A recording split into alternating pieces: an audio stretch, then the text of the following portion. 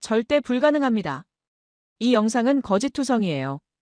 파리의 한 연구실에서 중국 출신 생물학자인 위안이 모니터를 응시하며 내뱉은 말이었습니다.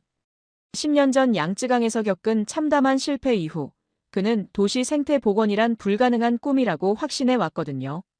그런데 지금 화면에는 믿기 어려운 장면이 펼쳐지고 있었습니다. 서울 한복판, 그것도 콘크리트와 아스팔트로 가득한 대도시에서 야생살기 유유히 걸어가는 모습이었어요. 조작된 영상일 거야. 아니면 동물원에서 탈출한 거겠지.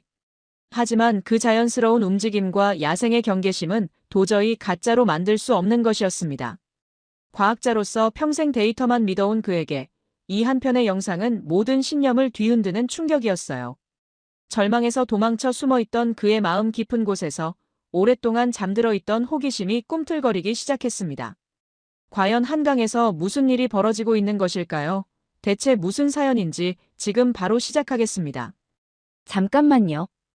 혹시 지금 어디서 듣고 계신가요? 구독과 좋아요 미리 눌러주시면 건강하고 행복한 기운 듬뿍 받으실 거예요. 저는 파리 연구실에서 모니터를 바라보고 있었습니다. 새벽 3시, 차가운 형광등 아래 혼자 앉아 있었죠. 창밖으로는 생강이 어둠 속에서 흘러가고 있었어요. 화면 속에는 한강 하구 습지 영상이 재생되고 있었습니다. 누군가 유튜브에 올린 다큐멘터리 클립이었어요. 제목은 서울 한복판에 숨겨진 자연이었죠.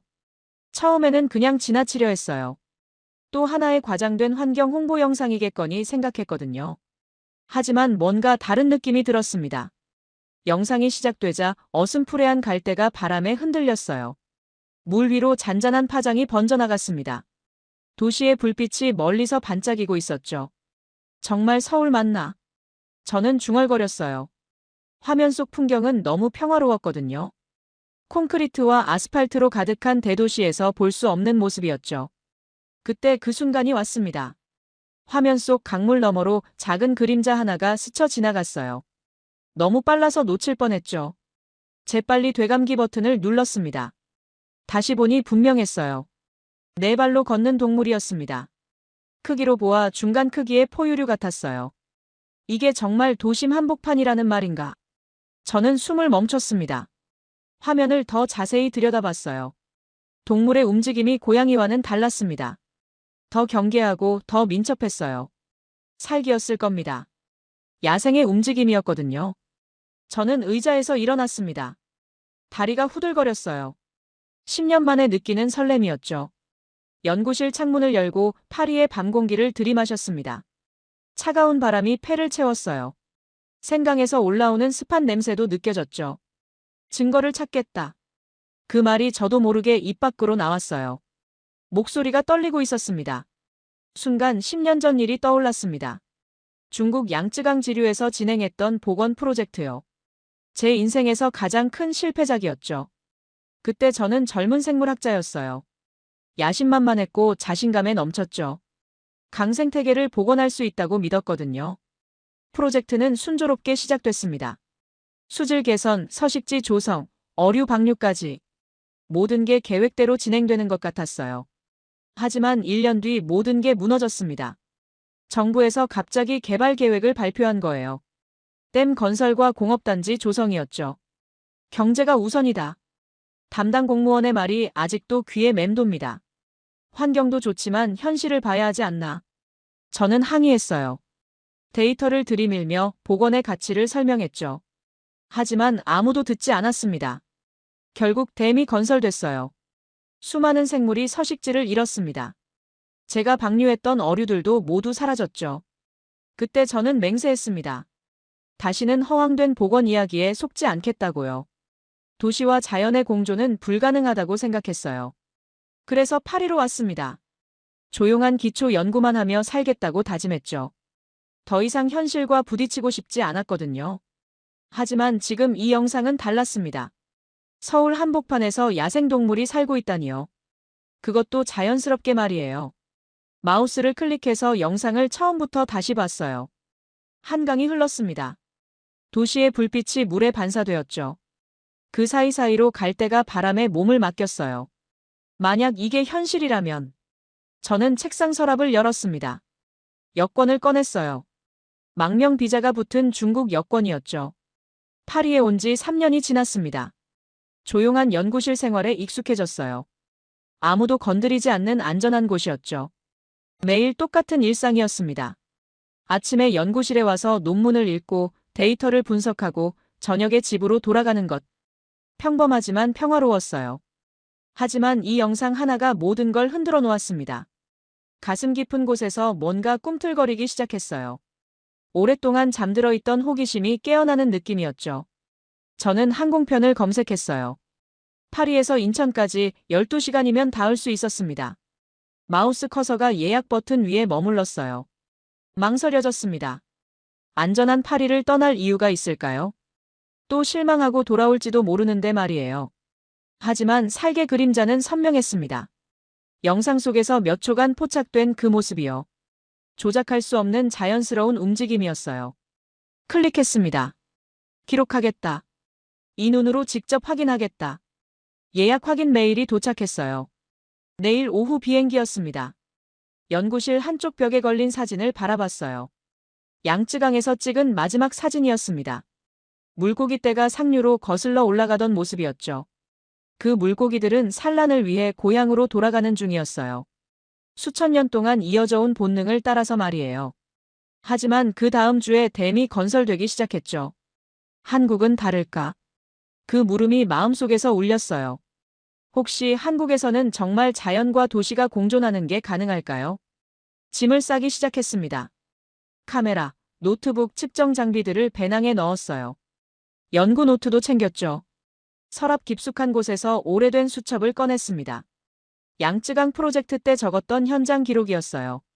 먼지가 쌓여 있었죠. 펼쳐보니 제 필체로 빽빽하게 적힌 관찰 기록들이 나왔어요.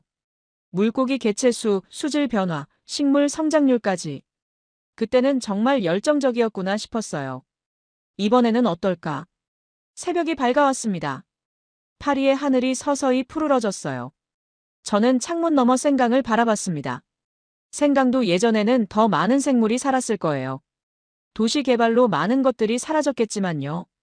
하지만 아직도 물은 흐르고 있었어요. 강은 기억한다. 그 말이 마음속에서 울렸어요. 양쯔강도 기억하고 있을 거예요. 물고기들이 헤엄쳤던 그 시간들을요.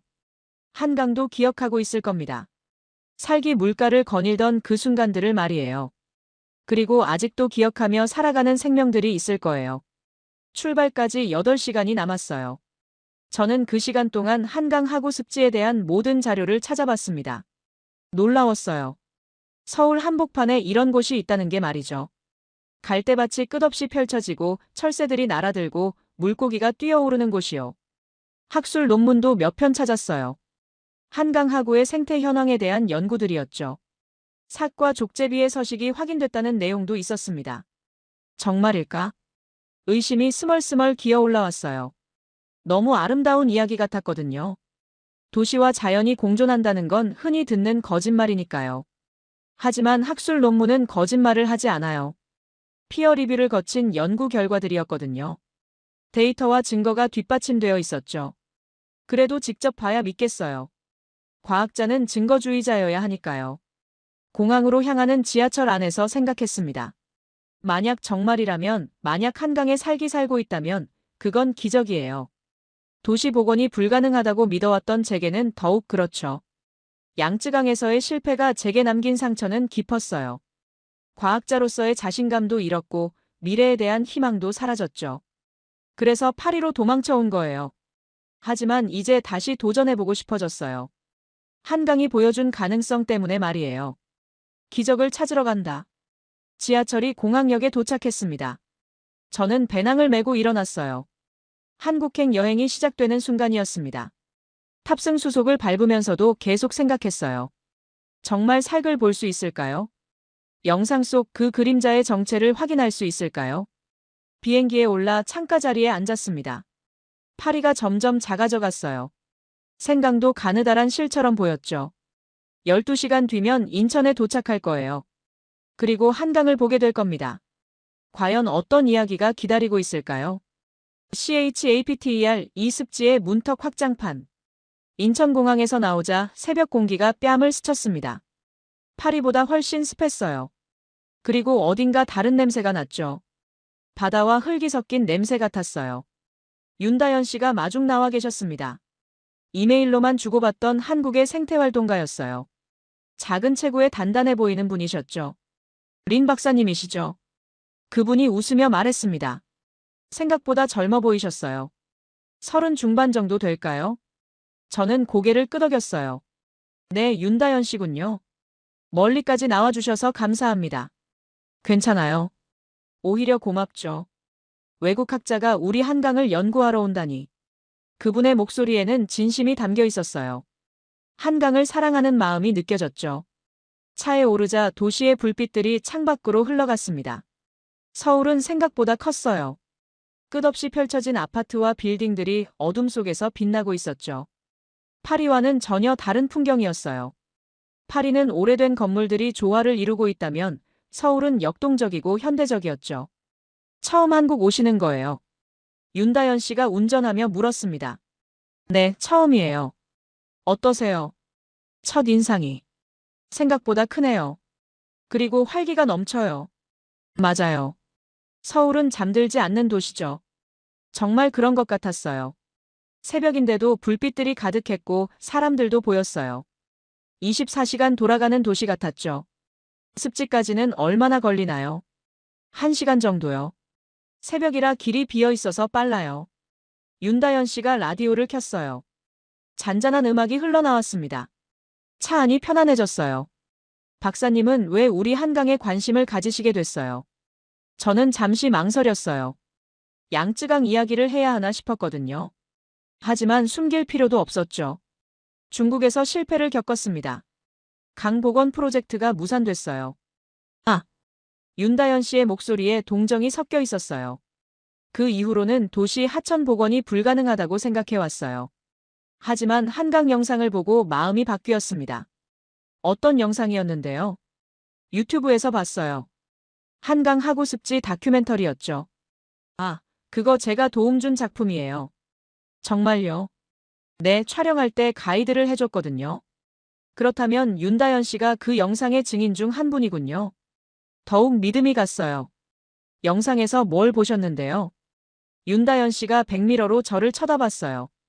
신호등에 걸려 잠시 멈춘 상태였죠. 삭 같았어요. 야생동물이 도심에서 살고 있더군요. 차가 갑자기 조용해졌습니다.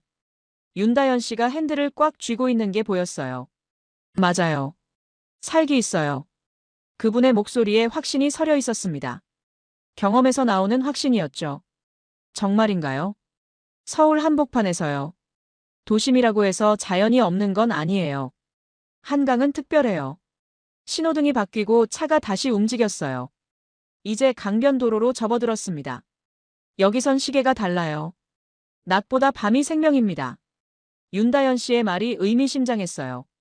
밤에 활동하는 야행성 동물들 이야기였겠죠. 차는 강변을 따라 달렸어요. 어둠 속에서 물이 흐르는 소리가 들렸습니다. 한강이었죠. 창문을 조금 내리자 시원한 바람이 들어왔어요. 물과 풀냄새가 섞인 바람이었죠. 도시 냄새와는 완전히 달랐어요. 저기 보이세요. 윤다연 씨가 손가락으로 가리켰어요. 강 건너편으로 갈대밭이 펼쳐져 있었습니다. 달빛에 비친 갈대들이 은빛으로 반짝였어요. 바람에 일렁이는 모습이 마치 파도 같았죠. 정말 아름다웠어요. 우리가 갈 곳이에요. 저기에 살기 살고 있다는 거군요. 네, 그리고 족제비도 있어요. 족제비까지요. 생각보다 다양한 야생동물이 서식하고 있는 것 같았어요. 차에서 내리자 습한 바람이 불었습니다. 흙과 물과 풀냄새가 섞인 냄새였어요. 도시 냄새가 전혀 나지 않았죠. 파리에서는 이런 냄새를 맡을 수 없어요. 생강 근처에 가도 도시 냄새가 더 강하거든요. 하지만 여기는 정말 자연의 냄새였어요. 조용히 걸어야 해요. 윤다연 씨가 속삭였습니다. 저는 고개를 끄덕이고 뒤를 따랐어요. 갈대숲 사이로 좁은 길이 이어져 있었습니다. 사람이 만든 길은 아니었어요. 아마 동물들이 다니면서 자연스럽게 생긴 길 같았죠. 발밑에 물이 촉촉하게 젖어 있었어요. 한 발 한 발 조심스럽게 걸었죠. 발소리가 나지 않도록 신경 썼어요. 갈대가 생각보다 컸어요. 제 키보다도 높았죠. 그 사이로 걸어가니 마치 미로 같았어요. 여기서 멈춰요. 윤다연 씨가 손을 올렸습니다. 저는 숨을 죽이고 기다렸어요. 주변이 조용했어요. 바람 소리와 물 흐르는 소리만 들렸습니다. 그리고 멀리서 새 우는 소리도 들렸죠. 곤충들이 웅성거리는 소리도 있었어요. 여름밤 특유의 소리였죠. 도시에서는 들을 수 없는 자연의 합창이었어요. 저는 배낭에서 스케치북을 꺼냈어요. 혹시 모를 상황에 대비해서였죠. 카메라보다는 그림이 더 조용할 테니까요. 시간이 천천히 흘렀습니다. 10분, 20분이 지났어요. 아무것도 나타나지 않았죠. 혹시 안 나오는 건 아닐까요? 저는 작게 물었어요. 기다려야 해요. 야생동물은 성급하지 않아요. 윤다연 씨의 대답이었죠. 경험에서 나오는 조언 같았어요. 그때였습니다. 갈대 뒤에서 무언가 움직였어요. 처음에는 바람에 흔들리는 갈대인 줄 알았죠. 하지만 움직임이 달랐어요. 작은 동물이 물가로 나왔습니다. 달빛에 비친 그 모습을 보자 숨이 멎었어요. 살기였습니다. 고양이보다 큰 몸집이었어요. 귀가 뾰족하고 다리가 길었죠. 털에 검은 줄무늬가 선명했습니다. 영상에서 본 것보다 훨씬 아름다웠어요. 실제로 보니 야생의 위험이 느껴졌죠. 살기 물을 마시고 있었어요. 경계하는 듯 귀를 세우고는 있었지만 자연스러웠습니다. 이곳이 자신의 영역이라는 듯이 말이에요. 저는 배낭에서 스케치북을 꺼냈어요. 카메라보다는 연필이 나을 것 같았거든요. 플래시가 터지면 놀랄 테니까요. 손이 떨렸어요. 10년 만에 느끼는 감동이었거든요. 양쯔강에서 마지막 물고기 떼를 봤을 때 이후로 처음이었어요. 살개 모습을 그렸습니다. 귀의 모양, 꼬리의 길이, 다리의 자세까지요. 몇 분 동안 그 모습을 보고 있었어요. 살기 물을 다 마시고 주변을 둘러봤어요. 냄새를 맡는 것 같았죠. 그리고 천천히 몸단장을 시작했어요. 앞발로 얼굴을 닦고 털을 다듬었어요. 고양이와 비슷한 행동이었지만 더 우아했죠. 야생 특유의 품격이 있었어요. 그러다 살기 고개를 돌렸습니다. 저희 쪽을 바라봤어요. 눈이 마주쳤죠.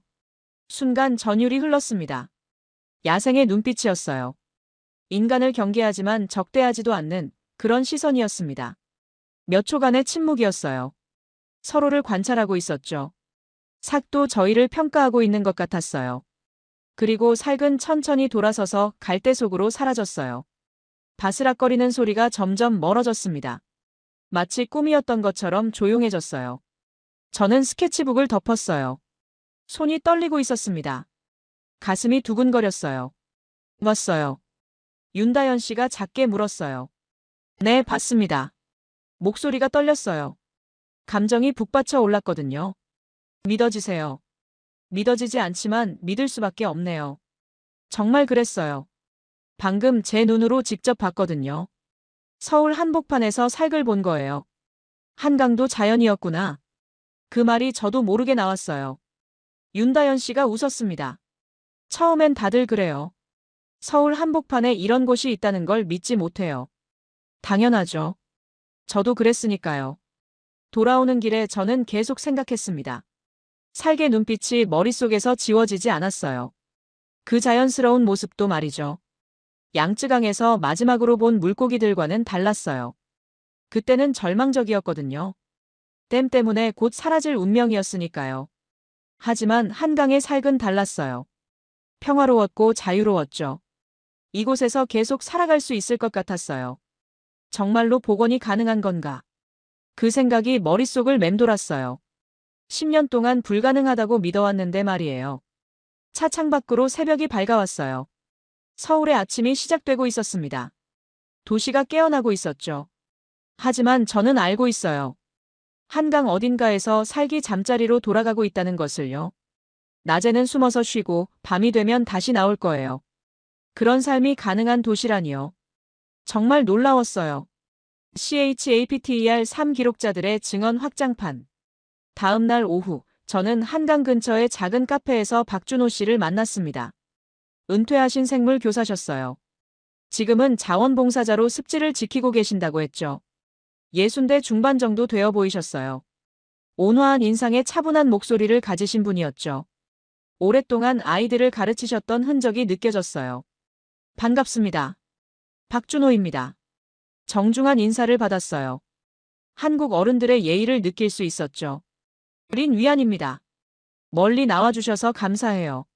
아니에요. 제가 더 고맙죠. 외국 박사님이 우리 습지에 관심을 가져주셔서. 박준호 씨의 말에서 한강에 대한 애정이 느껴졌어요. 진심으로 이곳을 사랑하고 계시는 것 같았죠. 커피를 주문하고 자리에 앉았습니다. 창밖으로 한강이 내려다 보였어요. 낮에 보니 또 다른 느낌이었죠. 어제 색을 보셨다고 들었어요.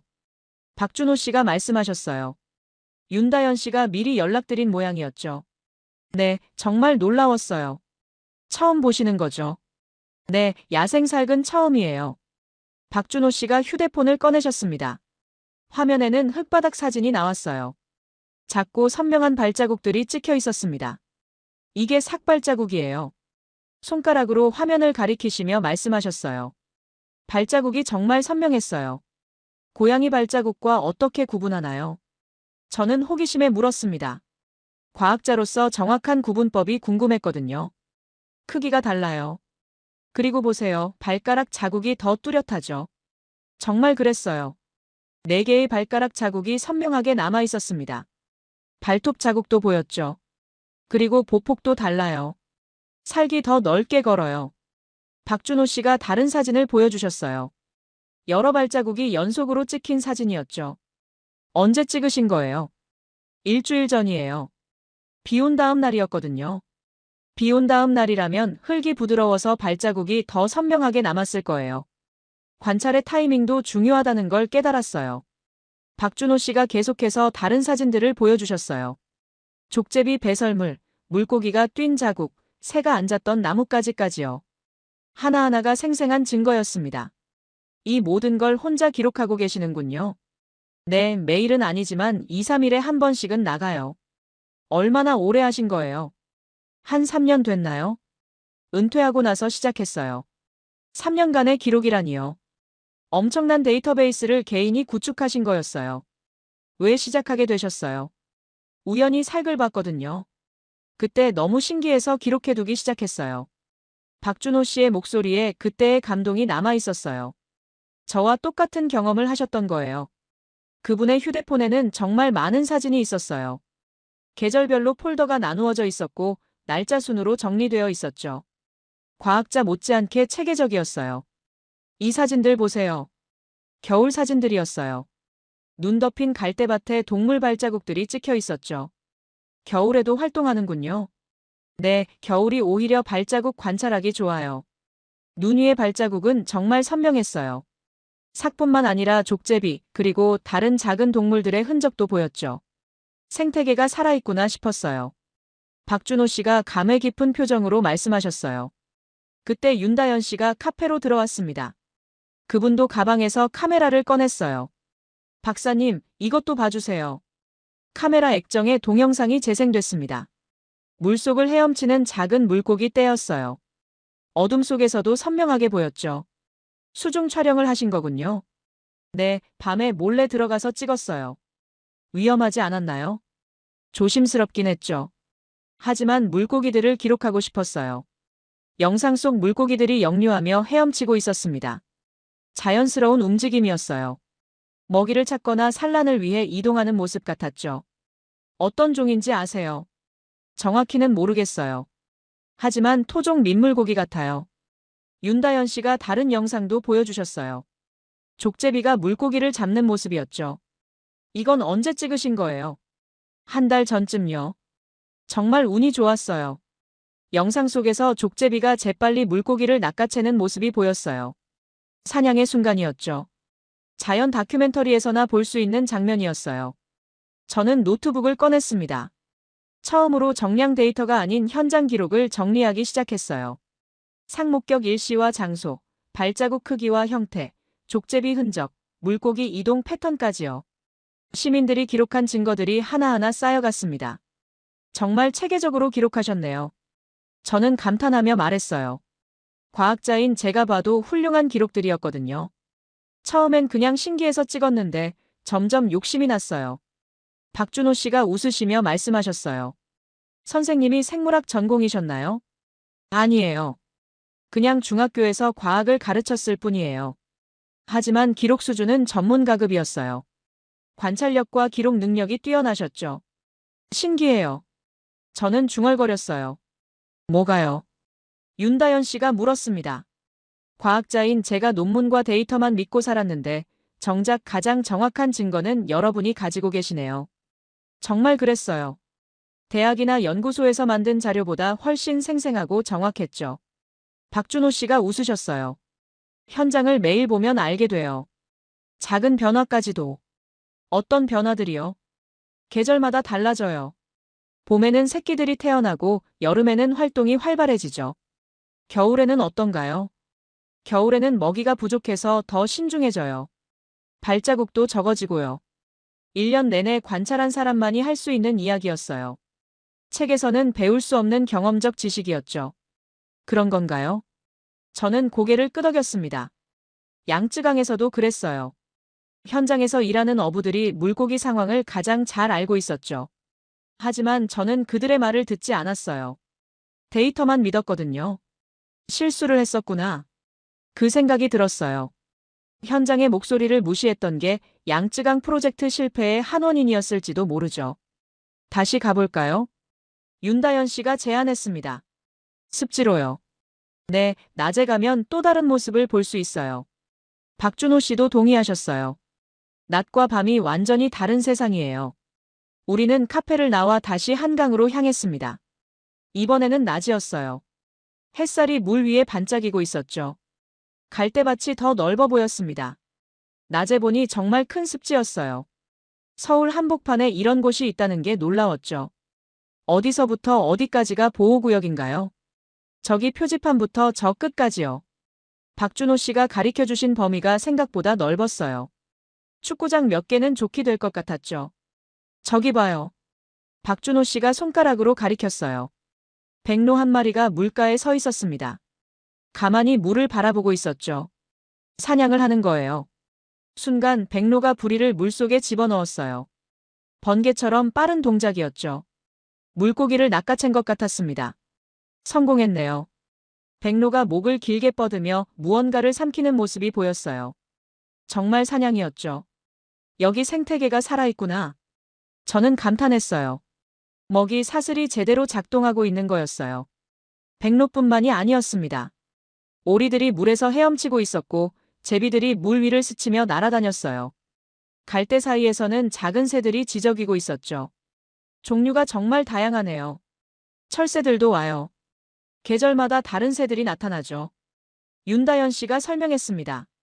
저는 스케치북에 낮의 모습도 그렸어요. 백로의 자세, 오리들의 대형, 갈대의 배치까지요. 밤과 낮이 완전히 다른 세상이었습니다. 시간대별로 완전히 다른 생태계가 돌아가는군요. 맞아요. 낮에는 조류가 주인이고 밤에는 포유류가 나와요. 자연스러운 교대 시스템이었어요. 서로 방해받지 않으면서 공간을 공유하는 거죠. 1시간 정도 더 둘러봤어요. 갈대밭 깊숙한 곳까지 들어가 봤죠. 생각보다 넓고 복잡했어요. 여기서 길을 잃을 수도 있겠네요. 그런 일도 있어요.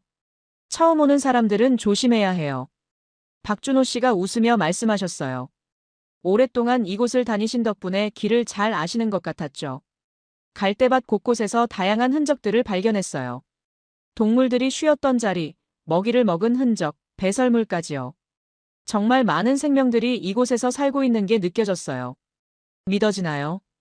박준호 씨가 물으셨어요. 저는 고개를 끄덕였어요. 처음엔 의심스러웠어요. 너무 좋은 이야기 같아서. 지금은요? 지금은 완전히 믿어요. 정말 그랬어요. 직접 보고 만지고 냄새 맡았으니까요. 이곳이 살아있는 생태계라는 걸 온몸으로 느꼈어요. 저는 노트북 화면을 보며 말했습니다. 시민들의 기록과 제가 직접 본 증거들이 하나의 그림을 만들어내고 있었어요. 도시 속 습지에서 펼쳐지는 생태계의 모습이었죠. 과학과 시민의 관찰이 만나 만들어낸 증거였습니다. 이제 뭘 하실 거예요? 윤다연 씨가 물었어요. 더 조사해야겠어요. 제대로 된 기록을 남기고 싶어요. 도와드릴게요. 저도요. 박준호 씨도 말씀하셨어요. 고맙습니다. 혼자서는 절대 할 수 없는 일이에요. 정말 그랬어요. 이분들의 도움 없이는 이런 발견을 할 수 없었겠죠. 카페로 돌아오는 길에 저는 생각했습니다. 과학자로서 느끼는 설렘이었어요. 새로운 발견을 앞둔 그런 기대감 말이죠. 하지만 동시에 책임감도 느꼈어요. 이 소중한 곳을 어떻게 보호할 것인가 하는 책임 말이에요. 양쯔강처럼 되어서는 안 되거든요. 이번에는 다른 결과를 만들어내고 싶었어요. 제시도 CHAPTER 사밤의 사냥꾼. 저는 윤다연 씨와 함께 강변 데크에 앉아 있었습니다. 밤 10시가 넘은 시각이었어요. 도시의 불빛들이 강물에 반사되고 있었죠. 조용히 기다려야 해요. 윤다연 씨가 속삭였습니다. 저는 고개를 끄덕이고 숨을 죽였어요. 습지에서 웅성거리는 소리가 들렸습니다. 곤충들이 내는 소리였죠. 개구리 울음소리도 섞여 있었어요. 시간이 천천히 흘렀습니다. 저는 스케치북을 무릎에 올려두고 기다렸어요. 연필을 손에 쥐고 있었죠. 저기 봐요. 윤다연 씨가 작게 말했습니다. 손가락이 가리키는 곳을 봤어요. 물가에서 무언가 움직였습니다. 처음에는 그림자 같았어요. 하지만 점점 선명해졌죠. 살기였습니다. 어제 봤던 것보다 더 큰 개체 같았어요. 천천히 물가를 걸어가고 있었습니다. 발소리 하나 나지 않았죠. 저는 숨도 쉬지 않고 바라봤어요. 살기 물냄새를 맡고 있었습니다. 머리를 숙이고 킁킁거리는 모습이 보였어요. 그때 갑작스럽게 바람이 불었습니다.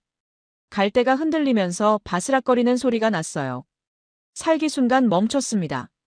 귀를 쫑긋 세우고 주변을 살폈죠. 경계태세였어요. 그 순간이었습니다. 갈대 사이에서 다른 동물이 튀어나왔어요. 족제비였습니다. 족제비는 삭보다 훨씬 작았어요. 하지만 움직임은 더 빨랐죠. 물가를 따라 재빠르게 달려갔습니다. 살근 족제비를 쫓지 않았어요. 관심 없다는 듯이 다른 쪽으로 걸어갔죠. 서로의 영역을 인정하는 것 같았습니다. 족제비가 물속에 머리를 집어넣었어요. 무언가를 찾고 있는 것 같았습니다. 물고기나 수서곤충을 잡으려는 거겠죠. 성공했나 봐요. 족제비가 입에 무언가를 물고 나왔습니다. 작은 물고기 같았어요. 족제비는 먹이를 물고 갈대 속으로 사라졌습니다. 삭도 다른 방향으로 걸어가더니 보이지 않았어요. 저는 그제서야 숨을 크게 내쉬었습니다. 손에 쥔 연필이 땀으로 젖어 있었어요. 봤어요. 윤다연 씨가 작게 말했습니다. 네, 봤어요. 저는 떨리는 손으로 스케치북에 그림을 그렸어요. 삭과 족제비의 모습을 기억나는 대로 그렸죠. 카메라나 사진은 없었습니다. 오직 기억만 남았어요. 이건 복원이 아니라 회귀였다. 그 생각이 머릿속에 떠올랐습니다. 인간이 만든 복원이 아니라 자연이 스스로 돌아온 거였어요. 도시 한복판에서 야생이 살아남은 거죠. 신기하지 않아요? 윤다연 씨가 말했습니다. 뭐가요? 삭과 족제비가 같은 곳에서 살고 있다는 게요. 경쟁하지 않나요? 아니에요. 먹이도 다르고 활동 시간도 달라요. 그랬군요. 자연은 스스로 균형을 맞추고 있었습니다. 인간의 개입 없이 말이에요. 얼마나 오래됐을까요? 저는 물었어요. 뭐가요? 이들이 여기 살기 시작한지요. 정확히는 모르죠. 하지만 제가 기록한 게 벌써 3년이 넘어요. 3년. 그동안 아무도 모르게 이들이 살고 있었다는 뜻이에요. 도시 사람들은 모른 채로 말이죠. 왜 아무도 모르는 걸까요? 밤에만 나오니까요. 그리고 사람들이 관심이 없어요. 맞는 말이었습니다. 도시 사람들은 바빠요. 자연을 볼 여유가 없죠. 다행이에요. 저는 말했습니다. 뭐가요? 사람들이 몰라서요. 알았다면 구경꾼들이 몰려들었을 거예요. 윤다연 씨가 웃었습니다. 그럴 수도 있겠네요. 우리는 1시간 더 기다렸어요. 하지만 더 이상 동물들은 나타나지 않았습니다. 충분히 본 것 같았어요. 돌아가는 길에 저는 계속 생각했습니다. 오늘 본 광경이 머릿속에서 지워지지 않았어요. 살기 물가를 걷던 모습, 족제비가 물고기를 잡던 모습. 그 모든 게 자연스러웠습니다. 억지로 만든 게 아니라 원래부터 있었던 것처럼요. 이게 바로 복원이구나. 저는 깨달았어요. 인간이 설계한 복원이 아니라 자연이 선택한 복원이었습니다. 양쯔강에서 우리가 실패한 이유도 알 것 같았어요. 자연을 무시하고 인간 계획만 따랐거든요. 하지만 자연은 자신만의 방식이 있었어요. 한강이 그걸 보여주고 있었습니다. 도시 속에서도 야생이 살아갈 수 있다는 걸요. 호텔로 돌아와서 저는 오늘 본 것들을 노트에 정리했습니다. 삭과 족제비의 행동 패턴, 서식 환경, 먹이 활동까지요. 과학적 기록이었지만 감정도 함께 적었어요. 그 순간의 감동과 놀라움까지 말이죠. 기억은 흐르지 않는다. 그 말이 떠올랐습니다. 오늘 밤의 기억은 평생 남을 거예요. 강물처럼 흘러가지 않고 마음속에 남을 겁니다. CHAPTER 5개발의 그림자. 카페에서 노트북으로 작업하고 있을 때였습니다. 한 남자가 제게 다가왔어요. 린 위안 박사님이시죠? 저는 고개를 들었습니다. 중년의 남성이었어요. 정장을 입고 있었고 명함을 내밀었죠. 리우 하이펑입니다. 명함을 받아봤어요. 국제개발 컨설팅 이사라고 적혀 있었습니다. 무슨 일이시죠? 박사님이 한강 습지를 연구한다고 들었어요.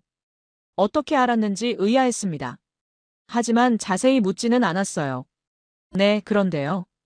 혹시 시간 있으시면 이야기 좀 나눌 수 있을까요? 저는 노트북을 덮었습니다. 뭔가 불길한 예감이 들었거든요. 습지 보전이 경제에 미치는 영향에 대해 관심이 있어서요. 리우 씨가 자리에 앉으며 말했습니다. 어떤 의미인지요? 솔직히 말해서 습지 보전이 지역 발전에 도움이 될까 하는 의문이 있어요. 저는 미간을 찌푸렸습니다. 이런 이야기를 들어본 적이 있거든요. 무슨 뜻인지 정확히 말씀해 주세요. 서울은 주택 문제가 심각하잖아요. 강변에 아파트를 지으면 많은 사람들이 혜택을 받을 텐데. 습지를 없애고요. 꼭 없앨 필요는 없죠. 일부만 개발해도 되니까요. 저는 커피잔을 내려놨습니다. 양쯔강에서 들었던 똑같은 논리였어요. 일부만 개발한다는 게 가능한가요? 물론이죠. 현대적인 설계로 자연과 조화를 이룰 수 있어요. 좋아요. 저는 씁쓸하게 웃었습니다. 중국에서도 똑같은 말을 들었거든요. 박사님도 현실을 생각해야죠. 살기나 족제비 몇 마리 때문에 수만 명이 혜택받을 기회를 막을 순 없잖아요. 그 순간 화가 치밀어 올랐습니다. 하지만 참았어요. 그럼 경제가 생태보다 중요하다는 뜻인가요? 중요하다기보다는 현실적이죠. 리우 씨가 태연하게 말했습니다. 현실. 네. 습지에 사는 동물들이 사람들 생활에 실질적인 도움을 주나요? 저는 말문이 막혔습니다. 이런 식으로 접근하면 할 말이 없거든요. 생각해 보세요. 외국인인 박사님이 한국 발전을 막을 이유는 없잖아요. 발전을 막는 게 아니라 생태를 보전하는 거예요. 같은 말 아닌가요? 리우 씨가 웃었습니다. 비웃는 듯한 웃음이었어요. 저는 자리에서 일어났습니다. 죄송하지만 더 이상 이야기할 게 없는 것 같네요. 박사님, 너무 성급하게 판단하지 마세요. 이미 판단했어요. 저는 노트북을 챙겨 카페를 나왔습니다. 길을 걷다가 윤다연 씨에게 전화했어요. 리우 하이펑이라는 사람을 아세요? 그 사람이 박사님을 찾았어요. 아시는군요. 네, 요즘 이상한 소문을 퍼뜨리고 다녀요. 무슨 소문이요? 한강 습지가 생태쇼에 불과하다고요. 역시 그랬습니다. 벌써 여론전을 시작한 거예요. 어떻게 대응하고 있나요? 어려워요. 사람들이 개발 논리에 흔들리고 있어요. 저는 한숨을 쉬었습니다. 양쯔강에서와 똑같은 상황이었어요. 박사님은 어떻게 하실 거예요? 모르겠어요. 정말 몰랐습니다.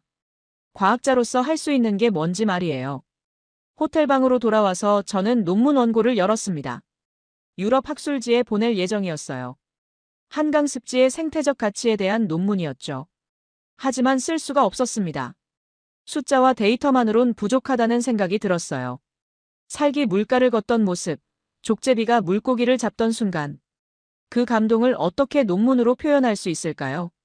이건 실존 생명의 문제다. 저는 키보드에서 손을 떼었어요. 창밖을 보니 한강이 흐르고 있었습니다. 어둠 속에서도 물은 계속 흘러가고 있었어요. 그곳에 삭과 족제비가 살고 있다는 걸 아는 사람은 몇 명이나 될까요? 리우 씨 같은 사람들이 많아지면 어떻게 될까요?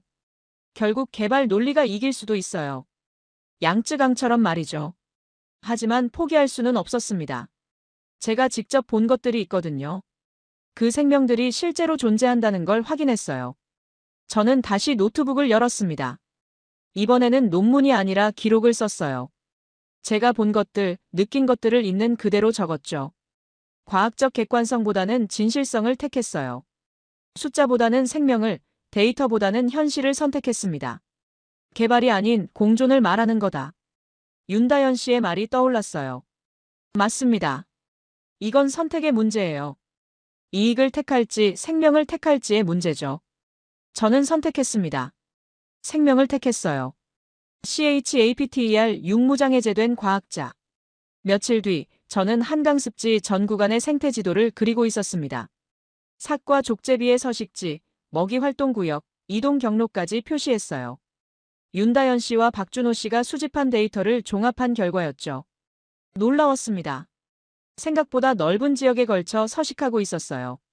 단순히 한 곳에 머무는 게 아니라 계절에 따라 이동도 하고 있었죠. 완전한 생태계네요. 저는 지도를 보며 감탄했어요. 그때 전화가 왔습니다. 중국 대사관이었어요. 린 위안 박사님이시죠? 네. 대사관에서 연락드렸습니다. 시간 되실 때 한번 들러주실 수 있나요? 무슨 일인지요? 직접 만나서 말씀드리겠습니다. 불길한 예감이 들었어요. 하지만 거절할 수도 없었죠. 대사관에 갔습니다. 담당자는 정중했지만 차가웠어요. 박사님의 한국 활동에 대해 말씀드리고 싶어서요. 제가 뭘 잘못했나요? 잘못했다기보다는 조심스러운 부분이 있어요. 어떤 부분인지요? 박사님이 한국의 환경보전 활동에 개입하고 계시잖아요. 저는 어이가 없었습니다. 환경 연구가 개입인가요? 정치적으로 해석될 여지가 있어요. 정치요. 한중 관계에 영향을 줄 수 있다는 뜻입니다. 순간 깨달았어요. 리우 씨와 연결되어 있다는 걸 말이죠. 압력을 가하시는 건가요? 압력이 아니라 조언입니다. 조언. 박사님도 중국인이잖아요. 조국을 생각해야죠. 저는 자리에서 일어났습니다. 조국을 생각한다면 더욱 환경을 보전해야 하는 거 아닌가요? 그건 박사님 생각이고요. 밖으로 나오자 답답했어요. 양쯔강에서도 이런 압박이 있었거든요. 결국 굴복하고 말았죠. 하지만 이번에는 달랐습니다. 제가 직접 본 게 있어요.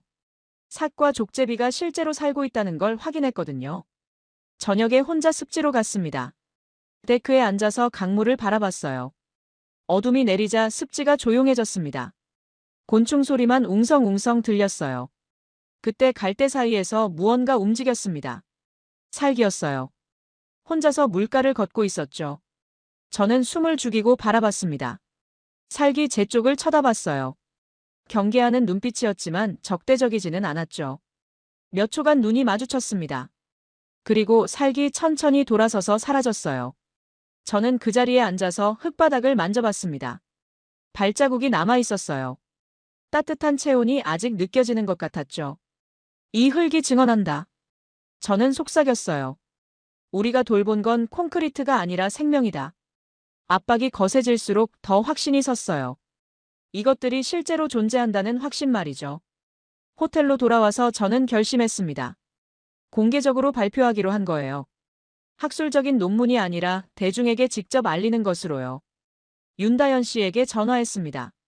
공개 포럼을 열 수 있을까요? 포럼이요. 네, 한강습지의 생태적 가치를 알리는 자리요.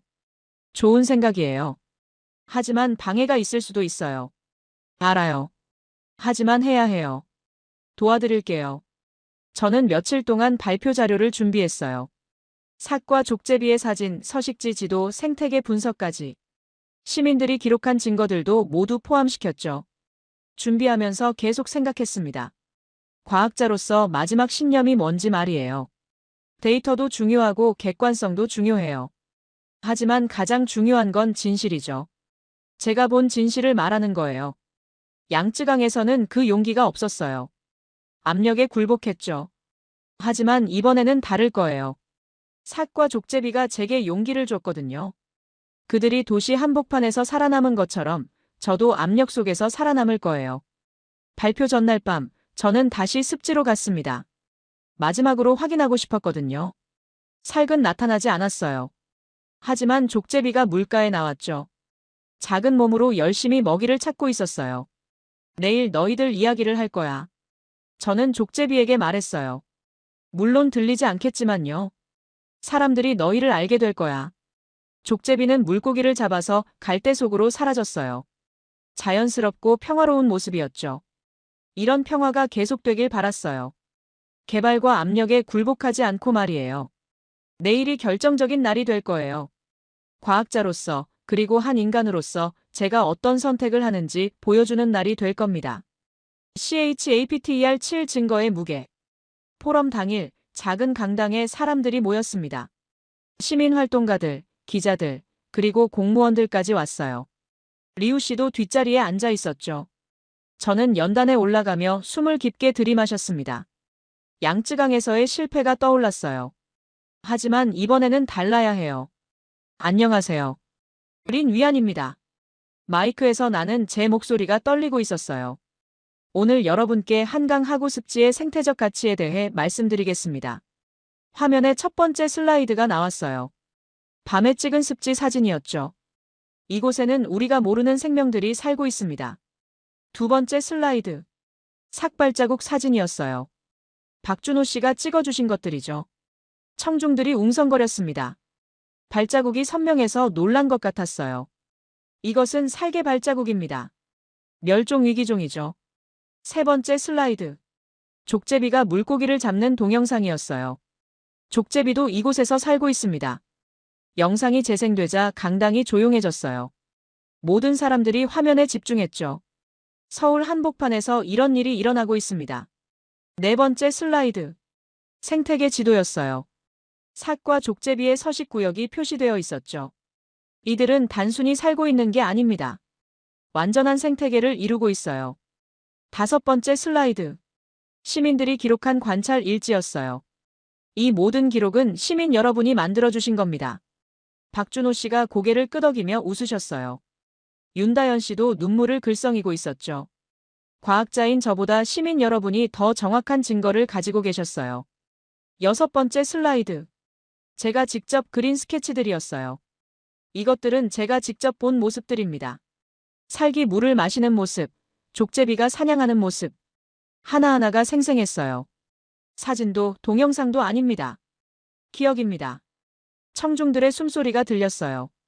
모두 집중하고 있었죠. 이런 기억들이 쌓여서 증거가 되었습니다. 일곱 번째 슬라이드. 한강 습지의 전체 모습이었어요. 우리는 이곳을 어떻게 할 것인가요? 저는 청중들을 바라봤어요. 진지한 표정들이었습니다. 개발해서 돈을 벌 것인가 아니면 생명을 지킬 것인가. 뒷자리에서 리우 씨가 일어났어요. 잠깐만요. 모든 시선이 그쪽으로 향했습니다. 박사님 말씀은 감동적이지만 현실을 무시하고 계시네요. 현실이요. 주택 문제, 교통 문제, 경제 문제 말입니다. 그것들이 생태보다 중요한가요? 당연하죠. 사람이 우선이니까요. 강당이 웅성거렸어요. 의견이 나뉘는 것 같았죠. 저는 마지막 슬라이드를 보여줬어요. 삭과 족제비가 함께 나온 밤 사진이었습니다. 이것들도 생명입니다. 제 목소리가 떨렸어요. 감정이 올라왔거든요. 우리가 만든 게 아니라 남겨진 것입니다. 남겨진 것이요. 자연은 우리가 설계한 게 아니에요. 기억을 지운 것뿐이에요. 리우 씨가 말문이 막혔어요. 반박할 말이 없는 것 같았죠. 한강은 기억하고 있습니다. 여기서 살아온 모든 생명들을. 강당이 조용해졌습니다. 깊은 침묵이었어요. 그리고 박수가 터졌습니다. 조용하지만 단단한 박수였어요. 한 사람, 두 사람씩 일어서기 시작했죠. 박준호 씨가 일어났고 윤다연 씨도 일어났어요. 시민들이 하나둘씩 자리에서 일어났습니다. 기립박수였어요. 저는 눈물을 참을 수 없었습니다. 양쯔강에서 느꼈던 절망과는 정반대였어요. 감사합니다. 저는 고개를 숙여 인사했어요. 포럼이 끝나고 많은 사람들이 다가왔어요. 악수를 청하고 격려해 주셨죠. 용기 있는 발표였어요. 삭을 실제로 보신 건가요? 우리도 도와드릴게요. 따뜻한 말들이었어요. 리우 씨는 언제 사라졌는지 보이지 않았어요. 아마 계획이 틀어졌다고 생각하겠죠.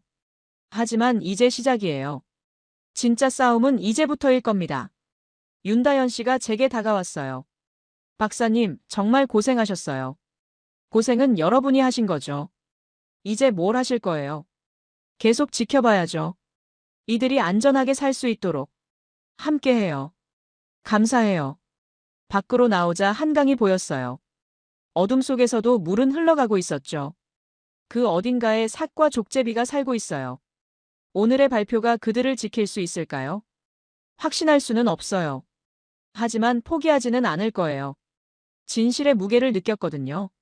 제가 본 것들, 기록한 것들의 무게를 말이에요. 그 무게가 저를 지탱해주고 있어요. CHAPTER 8강은 흐르지 않는다. 기억은 남는다. 석 달이 지났습니다. 서울시에서 한강 하구 습지 보호구역 확대를 공식 발표했어요. 리우 씨가 관련된 개발 프로젝트는 중단되었죠. 저는 카페에서 그 소식을 들었습니다. 윤다현 씨가 신문을 들고 달려왔거든요. 박사님, 봤어요. 신문 일면에 큰 제목이 있었어요. 한강 하구 습지 보호구역 확대 결정. 정말이네요. 저는 믿어지지 않았어요. 정말 이긴 건가요? 시민들이 서명도 많이 해줬어요. 박준호 씨도 카페로 들어오셨어요. 손에는 두꺼운 서명지 뭉치를 들고 계셨죠. 2만 명이 넘게 서명해 주셨어요. 대단하네요. 박사님의 발표가 큰 역할을 했어요. 저는 고개를 저었어요. 제가 한 건 증거를 보여준 것뿐이에요. 진짜 일은 여러분이 하신 거죠. 맞았어요. 윤다현 씨와 박준호 씨, 그리고 수많은 시민들이 움직였던 거예요. 저는 그저 발판 역할을 했을 뿐이죠. 이제 뭘 하실 거예요? 윤다현 씨가 물었어요. 유럽으로 돌아가야 해요. 아쉽네요. 저도 아쉬워요. 정말 아쉬웠어요. 한국에서의 석 달이 제 인생을 바꿔놨거든요. 과학자로서, 그리고 인간으로서 말이에요. 가기 전에 한 번 더 보고 갈까요? 습지를 말씀하시는 거죠. 네. 우리는 다시 한강으로 향했습니다. 마지막 방문이었어요. 습지는 예전과 똑같았습니다. 갈대가 바람에 흔들리고 있었고 물이 잔잔히 흘러가고 있었어요. 하지만 이제는 보호받는 땅이 되었죠. 저기 봐요. 박준호 씨가 가리키는 곳을 봤어요. 백로 한 마리가 물가에 서 있었습니다. 여전히 사냥을 하고 있었죠. 변한 게 없네요. 그게 좋은 거죠. 윤다현 씨가 말했어요. 맞아요. 변하지 않는 게 중요해요. 이대로 계속 유지되는 거 말이에요. 밤이 되자 우리는 조용히 기다렸어요. 혹시 살기나 족제비가 나올까 해서요. 1시간을 기다렸지만 나타나지 않았어요. 아쉽긴 했지만 괜찮았어요. 그들이 안전하게 살고 있다는 걸 알거든요. 없어도 돼요. 저는 말했어요. 왜요? 있다는 걸 아니까. 정말 그랬어요. 직접 보지 못해도 그들이 존재한다는 걸 확신해요. 이곳이 그들의 집이라는 것도 알고요. 공항으로 가는 길에 저는 계속 생각했습니다. 석 달 전과 지금의 제가 얼마나 다른지 말이에요. 석 달 전에는 복원이 불가능하다고 생각했어요. 도시와 자연은 공존할 수 없다고 믿었죠. 하지만 한강이 그런 편견을 깨뜨렸어요. 복원이 아니라 회귀였어요. 자연이 스스로 돌아온 거였죠. 우리는 그냥 길을 막지 않았을 뿐이에요. 파리로 돌아온 저는 연구실을 정리했습니다. 책상 위에 작은 액자를 놓았어요. 한강에서 찍은 삭발자국 사진이었죠. 동료들이 물어봤어요. 한국에서 뭘 하고 온 거야? 생명을 만나고 왔어. 생명을. 응, 도시 속에 살고 있는 야생을 봤어. 그들은 신기해했어요. 서울 같은 대도시에 야생동물이 산다니 믿어지지 않는다고 했죠. 하지만 저는 확신해요. 삭과 족제비가 지금도 한강에서 살고 있다는 걸요. 밤마다 물가를 걸으며 자신들의 삶을 이어가고 있을 거예요. 며칠 뒤 윤다현 씨에게서 메시지가 왔어요. 사진이 첨부되어 있었죠. 살기였어요. 새끼 2마리를 데리고 물가를 걷고 있었습니다. 가족이 늘어난 거예요. 저는 웃음이 나왔어요. 생명은 이어지고 있었어요. 보호받는 환경에서 새 생명이 태어난 거죠. 기억은 흐르지 않는다. 저는 중얼거렸어요. 한강에서의 기억들이 떠올랐습니다. 처음 살을 봤던 순간, 족제비가 사냥하던 모습, 시민들과 함께 기록을 만들던 시간들. 그 모든 기억이 지금의 저를 만들어줬어요. 실패했던 과학자에서 희망을 찾은 연구자로 말이에요. 연구실 창문으로 생강이 보였어요. 파리를 가로지르는 강이죠. 한강과는 다르지만 같은 강이에요. 강은 기억한다고 했죠. 생강도 기억하고 있을 거예요. 예전에 살았던 생명들을 말이에요. 언젠가는 이곳에도 야생이 돌아올까요? 한강처럼 말이에요. 불가능하지 않을 거예요. 자연은 기다리고 있어요. 우리가 길을 열어주기만 하면 돌아올 거예요. 한강의 삭과 족제비가 그걸 증명했으니까요.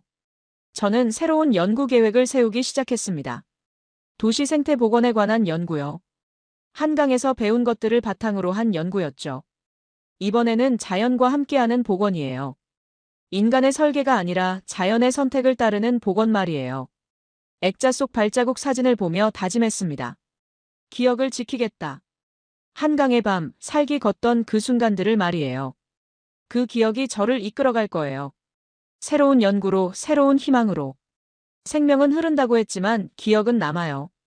그 기억이 또 다른 생명을 살리는 힘이 될 거예요. 멀리 한강에서 삭가족이 평화롭게 살아가고 있을 거예요. 그 모습을 상상하며 저는 웃었습니다.